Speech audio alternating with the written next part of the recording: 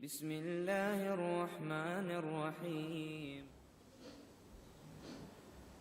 الله أكبر الله أكبر الله أكبر الله أكبر أشهد أن لا إله إلا الله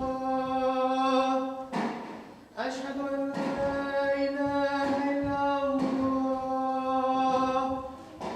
أشهد أن محمدا رسول الله أشهد أن محمدا رسول الله حي على الصلاة حي على الصلاة حي على الفلاح حي على الفلاح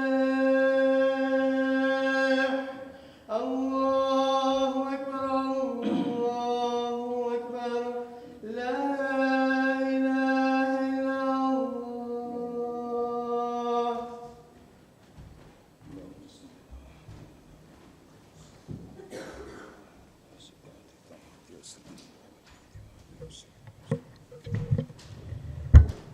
الحمد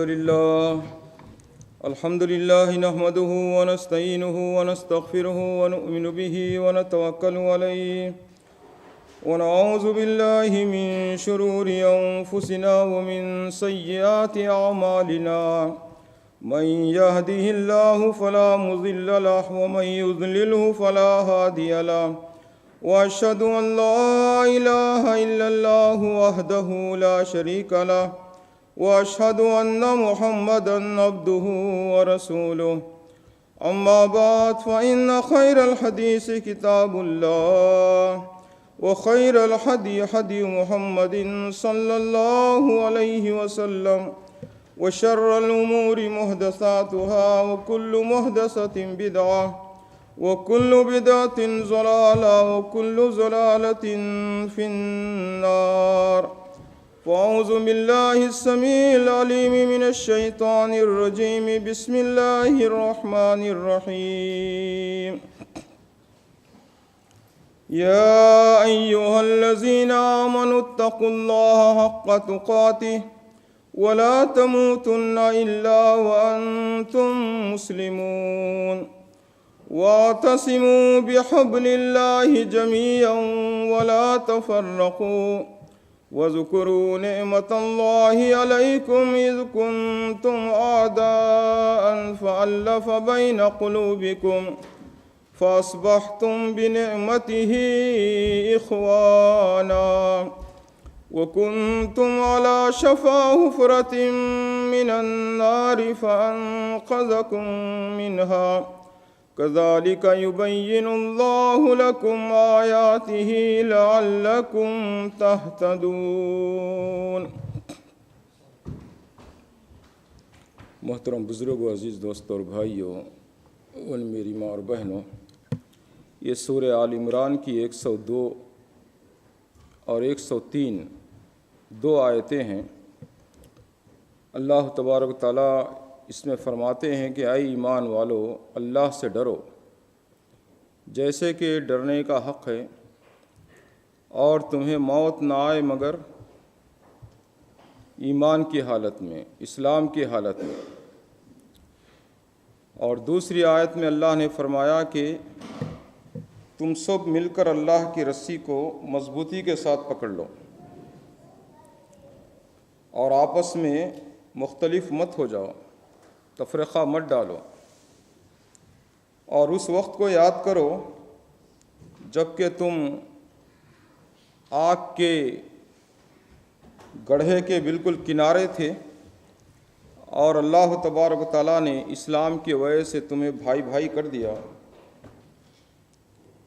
اور یہ آیتیں تم پر اللہ نے کھول کھول کر اس لیے بیان کی ہے تاکہ تم ہدایت پاؤ.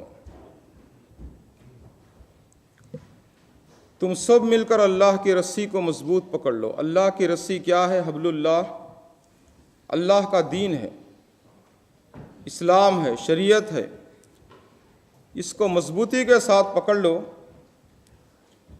یہ رسی چھوٹ تو سکتی ہے لیکن ٹوٹ نہیں سکتی.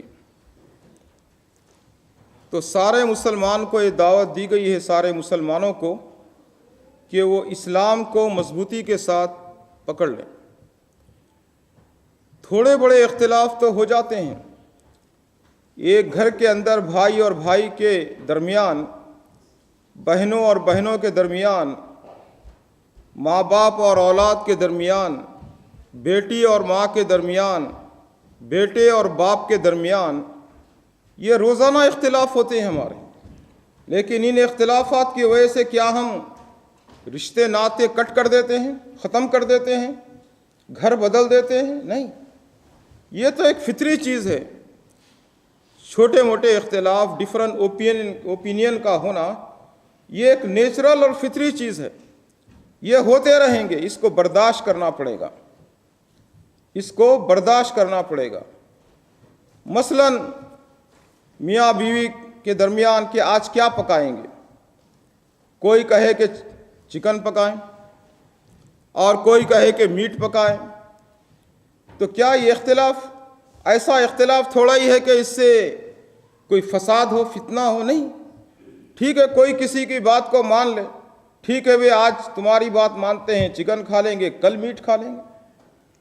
بہرحال یہ ہے کہ یہ معمولی جو اختلافات ہیں، نوک جھونک ہے، چھوٹے چھوٹے ڈفرنٹ اوپینین ہے، یہ ایک فطری چیز ہے، اس کا ہونا ضروری ہے اور یہ ہوتے رہتے ہیں۔ لیکن اصل جو ہمارا ٹارگیٹ ہے دین اسلام، ہم اس کو نہ چھوڑیں اور اس کے اندر ہم متحد اور متفق ہو جائیں۔ اللہ نے یاد دلایا کہ صحابہ کے درمیان دور جاہلیت میں، اسلام آنے سے پہلے، اوس اور خزرج دو قبیلے تھے، بڑے قبیلے، اور ان میں سینکڑوں سال تک جنگ ہوتی تھی، معمولی چیزوں پر، کہ کس کے جانور پہلے پانی پلائیں گے، کس کے جانوروں کو بعد میں پانی پینا ہے، تیرا گھوڑا میرے گھوڑے سے کیسے آگے بڑھ گیا رننگ ریس میں یا چلنے میں۔ بہرحال ایسے معمولی چیزوں کے اندر جو لڑائیاں شروع ہوتے تھے، صدیوں چلتے تھے، صدیوں، 100 سال، 200 سال، 300 سال، 400 سال، ختم ہونے کا نام ہی نہیں۔ لیکن اللہ نے اسلام کو دنیا میں ظہور پذیر فرمایا تو وہ جانی دشمن ایک دوسرے کے بھائی ہو گئے، اخوان ہو گئے، بھائی ہو گئے۔ تو بھائیوں میں تو اختلافات ہوتے ہیں، لیکن اس کی وجہ سے تفرقہ بازی نہیں ہوتی، اور انسان جو ہے مدنیت تباہ ہے۔ مدنیت تباہ کا مطلب یہ ہے کہ انسان کی فطرت اور نیچر میں یہ ہے کہ وہ سب ایک جگہ مل کر رہنا چاہتے ہیں، اس لیے کہ ان کی ضرورت بھی ہے اور ان کی فطرت بھی ہے۔ انسان انس سے ہے، ایک دوسرے کے قریب ہوتا ہے، ایک دوسرے سے وہ پیار کرتا ہے، محبت کرتا ہے، اس لیے انسان کو انسان کہا گیا۔ وہ ایک دوسرے سے مل کر رہنا چاہتے ہیں، برادری کی شکل میں، قبائل کی شکل میں، ٹرائب کی شکل میں، دوستوں کی شکل میں، رشتہ داروں کی شکل میں، وہ ایک مل کر رہنا چاہتے ہیں۔ اس دنیا میں سب سے بڑی سزا کس کو دی گئی تھی؟ سامری کو۔ بہت بڑا جادوگر تھا، اس نے موسیٰ علیہ السلام کے کوہ طور پر توریت کے تختیاں لانے تک وہ یہ کیا تھا کہ سونے کا ایک بچھڑا بنا دیا، گائے کا ایک بچہ بنا دیا، بچھڑا، اور اس کے اندر کچھ ایسی ٹیکنیک کیا کہ جیسے ہوا آتی تھی تو اس میں گائے کا بچہ جیسے بولتا ہے اس میں آواز آتی تھی۔ لوگ بولے کہ یہی خدا ہے، اور اس کی پرستش شروع کر دی، اس کی عبادت شروع کر دی۔ تو موسیٰ علیہ السلام نے اس کو کیا سزا دی؟ اللہ تبارک تعالیٰ نے موسیٰ علیہ السلام کے ذریعے کہا گیا کہ لا مساس، وہ لوگوں سے بھاگتا تھا، لا مساس، ڈونٹ ٹچ می، مجھے ٹچ مت کریں۔ اور ایسے ہی وہ جنگلوں میں، صحرا میں، بیابانوں میں، پہاڑوں میں، غاروں میں بھاگتے بھاگتے بھاگتے بھاگتے وہ مر گیا۔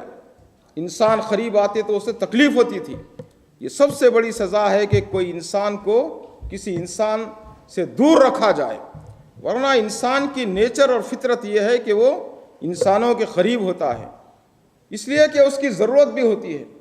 مثلاً کوئی آدمی ٹیلر ہے، کپڑے سیتا ہے، تو کپڑے سینے سے تو کام نہیں چلے گا، اس کو فوٹ کی ضرورت پڑے گی، اس کو ظاہر بات ہے کہ کسان کی ضرورت پڑے گی، تو ظاہر بات ہے کہ وہ غلہ خریدے گا، لوہار کی ضرورت پڑے گی، لوہے کی چیزیں بنانا پڑے گا ایک کسان کو ہل جوتنے کے لیے اور اس کے اندر کاشتکاری کرنے کے لیے۔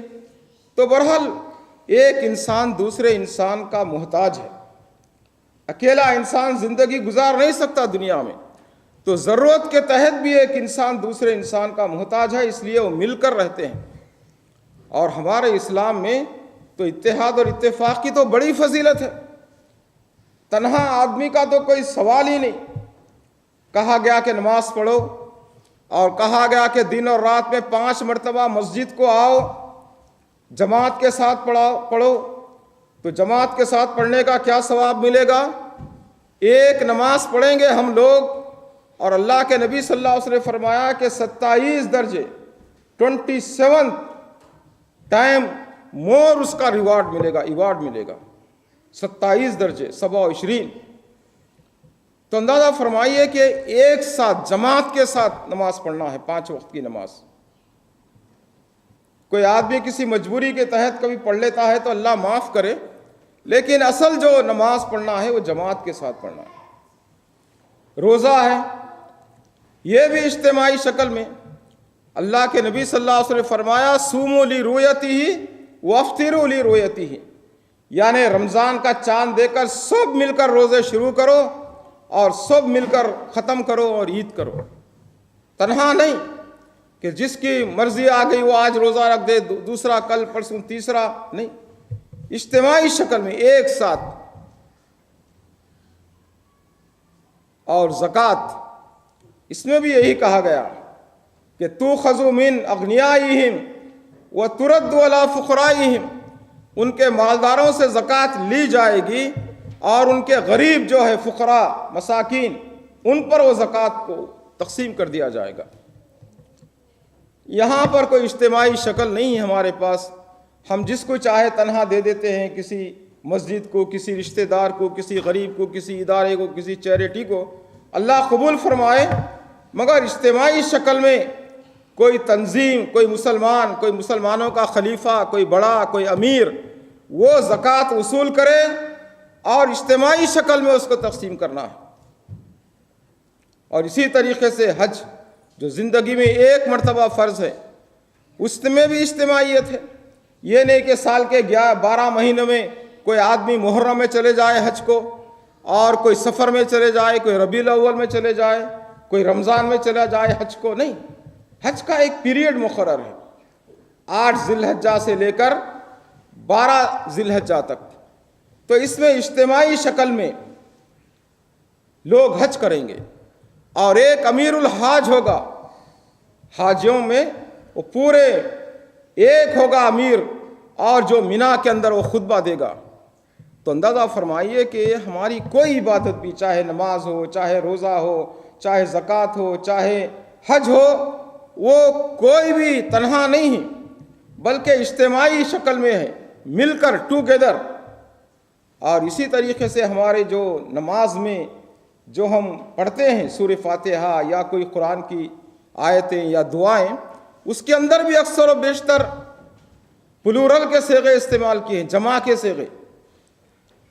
جیسے ہم شروع کرتے ہیں سورہ فاتحہ، ایاک نعبد و ایاک نستعین، اے اللہ ہم تیری ہی عبادت کرتے ہیں اور تجھ سے ہی مدد چاہتے ہیں، یعنی عبادت اور استعانت۔ اور اس میں صیغہ کیا استعمال کیا گیا؟ ایاک اعبد و ایاک استعین نہیں کہا گیا کہ میں اللہ تیری عبادت کرتا ہوں اور تجھ سے میں مدد مانگتا ہوں، نہیں، بلکہ جمع پلورل کا صیغہ استعمال کیا گیا، ایاک نعبد و ایاک نستعین، اے اللہ ہم سب تیری عبادت کرتے ہیں اور ہم سب تجھ ہی سے مانگتے ہیں، تیرے علاوہ کسی سے نہیں مانگتے، نہ کسی پیر سے، نہ زندے سے، نہ مردے سے، نہ نبی سے، نہ ولی سے، نہ پنجتن سے، نہ فرشتے سے، نہ اس سے، نہ اس سے، کسی سے نہیں مانگتے۔ مانگتے کس سے ہیں؟ صرف اللہ سے۔ ایاک نعبد و ایاک نستعین۔ تجھ ہی سے مانگتے ہیں، تیری ہی عبادت کرتے ہیں. تو دیکھیے یہاں پلورل کا صیغہ استعمال کیا گیا. بسا اوقات ہم سنت پڑھتے ہیں، نفل پڑھتے ہیں، تہجد پڑھتے ہیں، اکیلے پڑھتے ہیں، لیکن صیغہ کیا اللہ نے استعمال کیا سورہ فاتحہ میں؟ ہم سب. پڑھنے والا اکیلا ہے لیکن کہتا ہے کہ اللہ ہم سب. کیوں؟ اس لیے کہ وہ سارے مسلمانوں کو جمع کر کے اللہ کے سامنے ریکویسٹ کرتا ہے، دعا کرتا ہے. تنہا تصور نہیں، اپنے ساری فیملی، ساری کمیونٹی، سارے مسلمانوں کو، چاہے عرب کا ہو، چاہے عجم کا ہو، شرق کا ہو، غرب کا ہو، وہ کالا ہو، گورا ہو، وہ عربی بولتا ہو، عربی نہ بولتا ہو، وہ مالدار ہو، وہ غریب ہو، وہ بدصورت ہو، وہ خوبصورت ہو، سارے لوگوں کو وہ اب شمار کرتا ہے. اور اسی طریقے سے کیا کہتا ہے؟ اہدینا الصراط المستقیم. یہ نہیں کہتا اہدینی الصراط المستقیم، اے اللہ مجھے سیدھا راستہ دکھا. نہیں، کیا کہتا ہے؟ اہدینس، جمع کا صیغہ، پلورل کا صیغہ. اے اللہ ہم سب کو سیدھا راستہ دکھا، صراط مستقیم دکھا. پڑھنے والا اکیلا ہے لیکن استعمال کیا کرتا ہے؟ اے اللہ ہم سب کو. تو مسلمان جو ہے وہ اجتماعیت کا تصور ہے، اتحاد و اتفاق، سارے مسلمانوں کو لے کر چلنے کا تصور ہے. اور ہم دعا بھی کیا کرتے ہیں؟ ربنا آتنا فی الدنیا حسنۃ وفی الآخرۃ حسنۃ وقنا عذاب. ربنا، اے ہمارے رب. دعا کرنے والا اکیلا ہے، ربی نہیں کرتا. اے میرے رب مجھے دے، آتینی نہیں، جمع کا صیغہ. اس کے تصور میں یہ ہے کہ میں مانگنے والا اکیلا ہوں یا اللہ، لیکن سارے مسلمانوں کو تو دنیا کی بھلائی دے اور آخرت کی بھلائی دے، آخر کار جہنم کے عذاب سے بچا. ربنا حب لنا من ازواجنا وذریاتنا قرۃ اعین وجعلنا للمتقین. اے ہمارے رب، ہمارے جوڑوں کو ہماری آنکھوں کی ٹھنڈک بنا. ایک آدمی یہ نہیں کہتا ہے اللہ میری بیوی کو، میرے بچوں کو میری آنکھوں کی ٹھنڈک بنا، نہیں، بلکہ سارے کمیونٹی کو شامل کرے، سارے مسلمانوں کو. ربنا اصرف عنا عذاب جہنم، اے اللہ ہم سب کو جہنم کے عذاب سے بچا.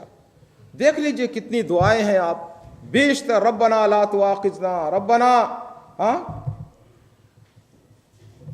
ساری دعاؤں کے اندر تقریباً جمع کا صیغہ ہے. اللہ کے نبی صلی اللہ علیہ وسلم ایک مرتبہ پڑاؤ کیے تو کوئی صحابہ ادھر بیٹھ گئے، ادھر بیٹھ گئے، ادھر لیٹ گئے، ادھر چلے گئے.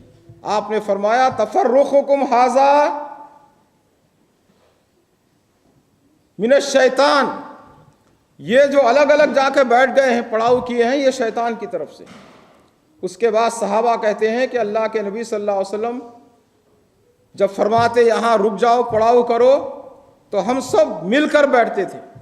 اس طریقے سے مل کر بیٹھتے تھے کہ کوئی آدمی ایک کپڑے سے، ایک چادر سے ان کو کور کرنا چاہتا، کور کر لیتا، ان پہ ڈھانپ لیتا. یہ اجتماعیت ہے. کیونکہ حدیث میں آیا ہے کہ کوئی آدمی جماعت سے الگ ہو جاتا ہے تو اس کی مثال ایسے ہے کہ ایک آدمی بکریاں چراتا ہے، بکریوں کا ریوڑ ہے، ایک گدڑیا ہے بکریاں چرانے والا، وہ ڈنڈا لے کر، ہتھیار لے کر، جو بھی اس کے پاس ہے وہ نگرانی کرتا ہے کہ کہیں بھیڑیا نہ آ جائے، کہیں وائلڈ انیمل نہ آئے اور میرے بکریوں کو نہ کھا جائے. اگر کوئی آتا ہے تو فوری وہ دفاع کرتا ہے، بھگا دیتا ہے یا فائر کرتا ہے، وہ ذمہ دار ہوتا ہے وہ. لیکن اگر کوئی بکری چھپ کر کہیں کنارے نکل جائے، دور نکل جائے، تو کیا کرے گا بھیڑیا، وولف یا جو بھی وائلڈ انیمل، اس کو آسانی کے ساتھ اس کو اچک لے گا، کھا جائے گا اس کو. اگر وہ ریوڑ میں رہتی تو نگرانی کرتا یہاں پر چرانے والا. ایسے ہی اگر کوئی آدمی جماعت سے الگ ہو جائے تو اللہ کے نبی صلی اللہ علیہ وسلم فرمایا کہ وہ شیطان کا تر نوالا ہے. شیطان اس کو اپنا نوالا بنا لیتا ہے اور اس کو جہنم رسید کر دیتا ہے، اس کو حق سے، صراط مستقیم سے اس کو بھٹکا دیتا ہے. تو ہم سب کی یہ ذمہ داری ہے کہ ہم جماعت کے ساتھ رہیں. جماعتیں دنیا میں بہت ہیں، کس جماعت کے ساتھ رہیں؟ روزانہ پیدا ہو رہی جماعتیں، نئی نئی جماعتیں پیدا ہو رہی ہیں.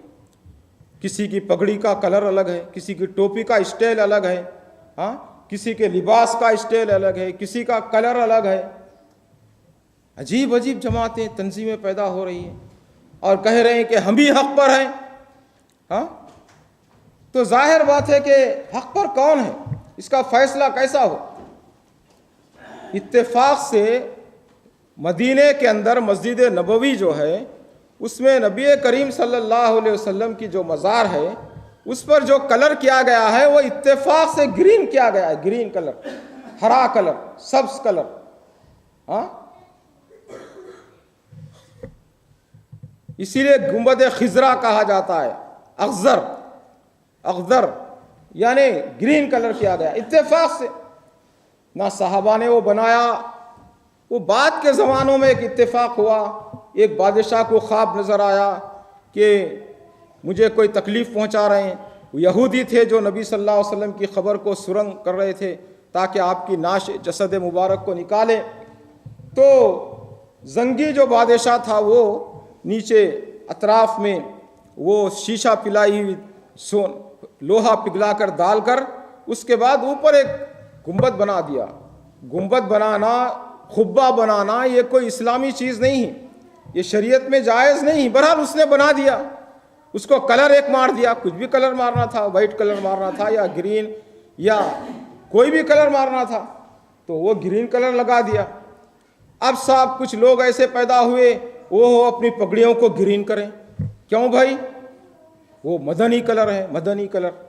کیا نبی صلی اللہ علیہ وسلم بولے کیا گرین کلر کی فضیلت ہے کوئی؟ نہیں، آپ نے تو وائٹ کلر کی فضیلت فرمائی ہے. فرمایا کہ وائٹ کلر جو ہے، سفید کلر، یہ ہمارے مردوں کے لیے اور ہمارے مردوں کے لیے، مرے ہوئے میت کے لیے، کفن کے لیے یہ افضل کلر ہے. لیکن جناب ہم نے پگڑیاں اور ہم نے کیا کیا گرین کر لیے اور ہم سمجھ گئے کہ گرین پگڑی باندھنے سے ہم جنت میں چلے جائیں گے، سیدھا مدنی ہو گئے. عجیب عجیب لوگ پیدا ہوئے دنیا میں، عجیب تنظیمیں پیدا ہوئے. تو یہ سب باطل تنظیمیں ہیں جو سمجھتے ہیں کہ ہم گرین پگڑی باندھتے جنت میں داخل ہو گئے. اللہ کے نبی صلی اللہ علیہ وسلم سے صحابہ نے پوچھا، نبی صلی اللہ علیہ وسلم ہم کون سا طریقہ اپنائیں کہ جو آپ کا طریقہ ہے؟ آپ نے کیا فرمایا؟ ما انا علیہ و صحابی، جو میرا اور میرے صحابہ کا طریقہ ہے وہ اپناؤ تو تم صراط مستقیم کو پاؤ گے. اب ہمارے سامنے ہزاروں جماعتیں ہیں، تنظیمیں ہیں، گروپ ہیں. ہم کس کو اپنانا چاہیے؟ جو نبی صلی اللہ علیہ وسلم نے فرمایا جس پر میں تھا اور میرے صحابہ تھے. وہ کیا تھے صحابہ؟ کس پر عمل کرتے تھے؟ نبی صلی اللہ علیہ وسلم کے طریقے پر. اور نبی صلی اللہ علیہ وسلم کا طریقہ کیا ہے؟ قرآن حدیث کا ہے. صحابہ کا طریقہ قرآن حدیث کا ہے. اولیاء کرام کا، ہمارے سلف صالحین کا، محدثین کا، فقہاء کا، ائمہ کا، سب کا کیا طریقہ ہے؟ قرآن اور حدیث. تو ہمیں بھی چاہیے کہ ہم قرآن و حدیث کے طریقے کو پکڑ لیں. جو خیر القرون کا زمانہ ہے، اللہ کے نبی صلی اللہ علیہ وسلم فرمایا خیر القرون قرنی ثم الذین یلونہم ثم الذین یلونہم، سب سے بہترین زمانہ میرا زمانہ ہے، یعنی نبی صلی اللہ علیہ وسلم کا زمانہ.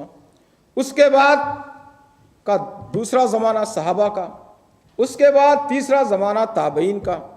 تو اندازہ فرمائیے کہ یہ بہترین زمانے میں کیا تھا؟ 400 سال تک یہی تھا قرآن حدیث.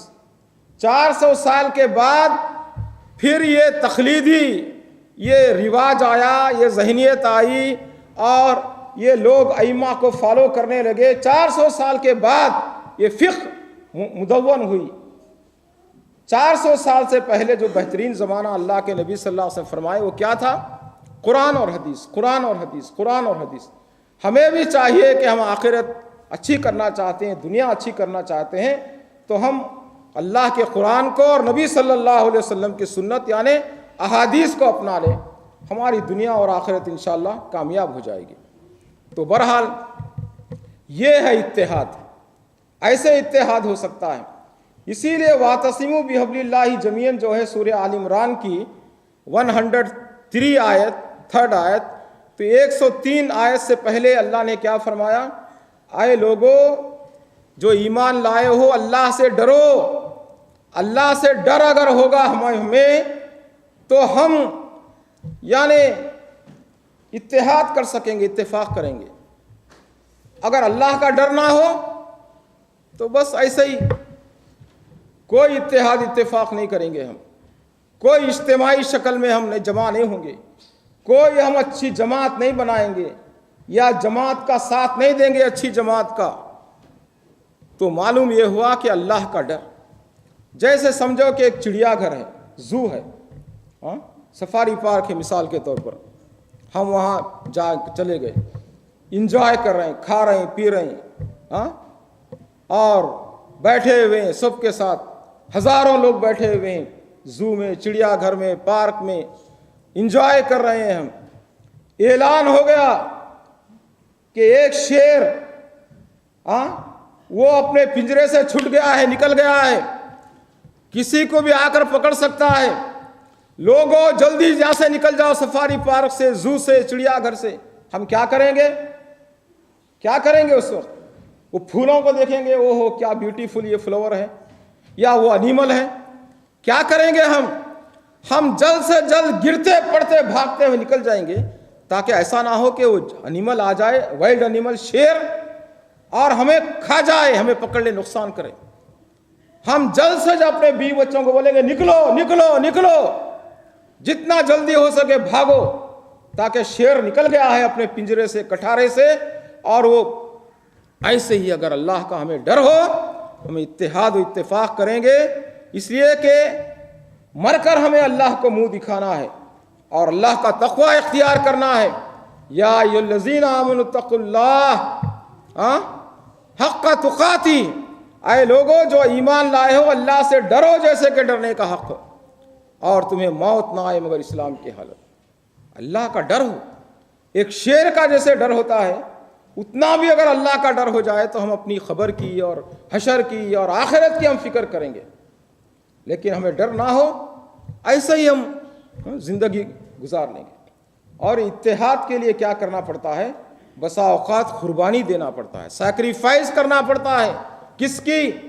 اپنی انانیت کی, انا کی. میں بڑا. یہی کہا تھا نا فرعون, انا ربکم الاعلی, میں بڑا رب. یہ انانیت جو ہے اس کی قربانی دینا پڑتی ہے. کیسے؟ حسن رضی اللہ تعالیٰ عنہ کو لوگ کہہ رہے تھے کہ آپ خلیفہ بنے, امیر بنے. حسن رضی اللہ تعالیٰ عنہ نبی کریم صلی اللہ علیہ وسلم کے نواسے ہیں. ایک مرتبہ وہ آپ خطبہ دے رہے تھے نبی صلی اللہ علیہ وسلم مسجد نبوی میں. حسن رضی اللہ تعالیٰ عنہ چھوٹے بچے تھے, لڑکھڑاتے ہوئے گرتے پڑتے آ رہے تھے. آپ ممبر سے اترے, ممبر شریف سے, اور ان کو لے لیے گود میں. لوگوں کو بتائے کہ میرا یہ نواسہ حسن ہے اور یہ دو جماعتوں کے اندر صلح کرے گا, صلح. تو حسن رضی اللہ تعالیٰ عنہ کیا کیے, معاویہ رضی اللہ تعالیٰ عنہ کی حکومت چل رہی تھی, اچھی چل رہی تھی, بہترین. انہوں نے یہ نہیں کہا کہ میں نواسہ رسول ہوں, میرا حق ہے, میں خلافت کا حقدار ہوں. آپ نے کیا کیا, تشت میں رکھ کر خلافت کو دے دیا ان کو, معاویہ رضی اللہ عنہ کو. کہا کہ آپ سنبھالیں بھی, یہ خلافت آپ کو مبارک ہو معاویہ رضی اللہ تعالیٰ عنہ. مجھے سیاست سے اور خلافت سے کوئی تعلق نہیں. اور صلح کر دیا آپ نے. آج ہم حسن رضی اللہ تعالیٰ عنہ کے اسوے کو بھول گئے, ان کو بیان نہیں کرتے. ہم ہر جگہ دیکھیں حسین رضی اللہ تعالیٰ عنہ کا ہی چلتا ہے. وہ کربلا میں شہید ہو گئے, ایسا ہو گیا, ویسا ہو گیا, وہ ظلم ہو گیا. مسلمانوں میں بہت بڑا اختلاف ہو گیا شیعہ سنی کا, اور ہمارے سنی بھی اکثر و بیشتر ان کو دین کا شعور نہیں, اور وہ بھی شیعوں کی طرف ہی چلے گئے. وہ بھی یا حسین یا حسین یا حسین, کربلا واہ واہ کرتے ہیں. نعوذ باللہ, یہ شرک ہے, یہ منع ہے, یہ حرام ہے. یا حسین یا حسن یا فاطمہ یا پنجتن یا نبی یا جبریل یا کہنا, یا اللہ کے سوا کسی اور کو یا کہنا, یہ شرک ہے. اللہ کبھی معاف نہیں کرے گا. لیکن لوگ محبت کے مارے غلو میں وہ بس شیعہ ہو گئے، کافر ہو گئے۔ اللہ تعالیٰ محفوظ رکھے مسلمانوں کو۔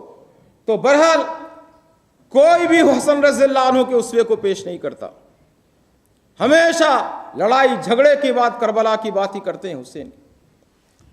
تو یہ کیا کیے حسن رضی اللہ تعالیٰ عنہ، بجائے اس کے کہ یہ کہیں کہ میں نواس رسول ہوں، میری اتنی فضیلت ہے، آپ کی فضیلت ہے کہ آپ صالح ہیں، آپ برادر اللہ ہیں نبی صلی اللہ علیہ وسلم کے، یہ وہ ڈیبیٹ کرنے کے بجائے، وہ لڑنے کے بجائے آپ دے دیے، صلح ہوگی۔ کتنا اچھا کام کیا حسن رضی اللہ تعالیٰ عنہ، یہ مصلحت کی بنیاد پہ کیے۔ حقیقت اللہ کو معلوم کہ حسن رضی اللہ عنہ کی زیادہ فضیلت ہے یا معاویہ رضی اللہ تعالیٰ عنہ کی، لیکن انہوں نے بچنے کے لیے، صلح جھگڑے سے بچنے کے لیے آپ نے یک طرفہ وڈرا ہو گئے کہ مجھے خلافت اور امارت اور مجھے حکومت سیاست کچھ نہیں چاہیے، معاویہ آپ کر لیں رضی اللہ تعالیٰ۔ اور جب اللہ کے نبی صلی اللہ علیہ وسلم کا وصال ہو گیا، آپ انتقال کر گئے، تو امت میں ایسے ہی اختلاف ہو گیا۔ تو عمر رضی اللہ تعالیٰ عنہ کیا کیے، فوری ابو بکر رضی اللہ عنہ کے ہاتھ پر بیعت کر لی۔ جیسے ہی عمر رضی اللہ عنہ بیعت کرنا تھا، سارے مسلمان گر کر آپ کے اوپر بیعت کر لی، اس لیے کہ بڑا مشکل وقت تھا، اگر نہیں کرتے تو لوگ آپس میں لڑائی جھگڑے ہوتے، انصار میں کہتے کہ ہمارا ایک امیر ہو، مہاجرین میں کہتے کہ ہمارا ایک، منا امیر و منکم امیر، اور یہ اور وہ فتنہ فساد کا دروازے کھلتے، آپ نے سب کو بند کر دیا۔ ابو بکر رضی اللہ عنہ سے کہا کہ ہاتھ بڑھائیے، آپ نے بیعت کر لیا، اور سارے مسلمان۔ یہ حقیقت میں اللہ کے نبی صلی اللہ علیہ وسلم کے بعد اگر حقدار تھے خلافت کے تو کون تھے؟ ابو بکر صدیق رضی اللہ تعالیٰ عنہ۔ اس لیے کہ اللہ کے نبی صلی اللہ علیہ وسلم کئی مرتبہ اپنے مصلے پر جب بیمار تھے تو ابو بکر رضی اللہ عنہ کو آگے بڑھائے۔ سب سے زیادہ مستحق اللہ کے نبی صلی اللہ علیہ وسلم کے بعد خلافت کے کون تھے؟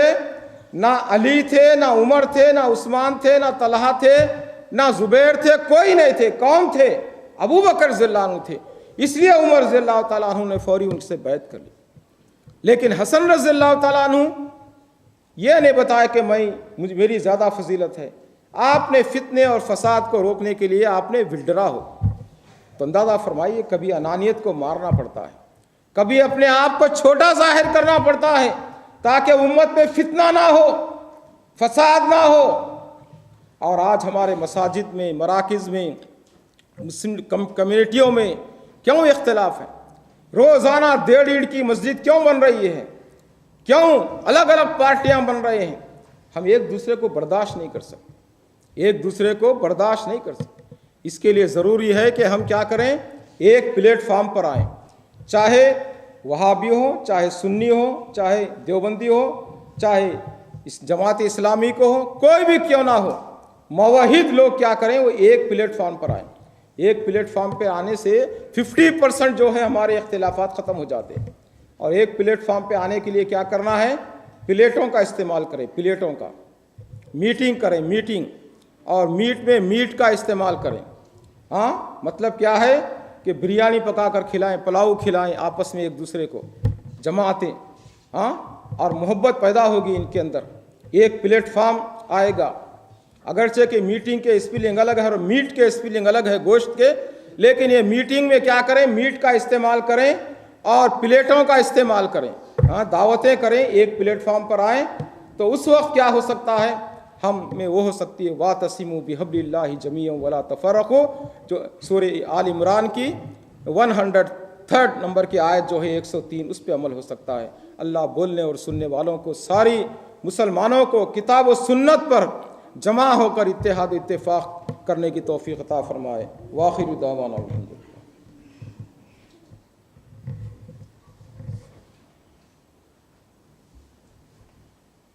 الحمد للہ نحمدہ ونستعینہ ونستغفرہ ونؤمن بہ ونتوکل علیہ ونعوذ باللہ من شرور انفسنا ومن سیئات اعمالنا، من یہدہ اللہ فلا مضل لہ ومن یضللہ فلا ہادی لہ، واشہد ان لا الہ الا اللہ وحدہ لا شریک لہ، واشہد ان محمدا عبدہ ورسولہ۔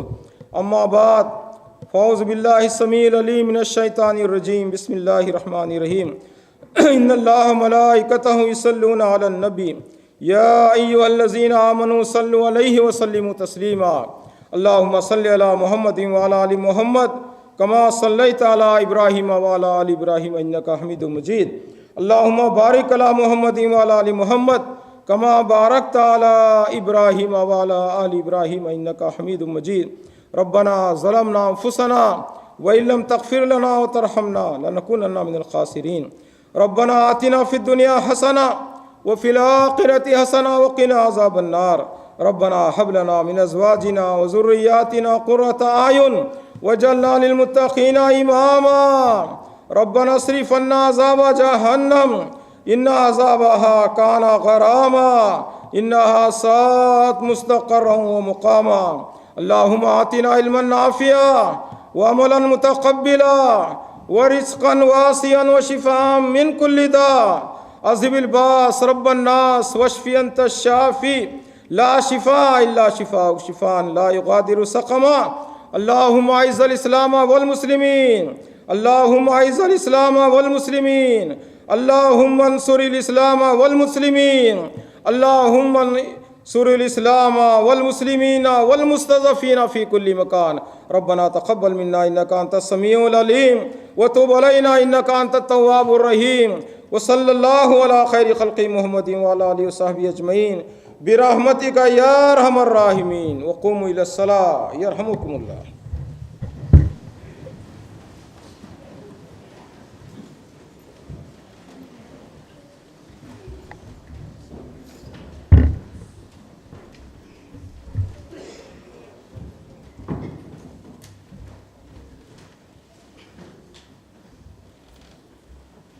الله أكبر الله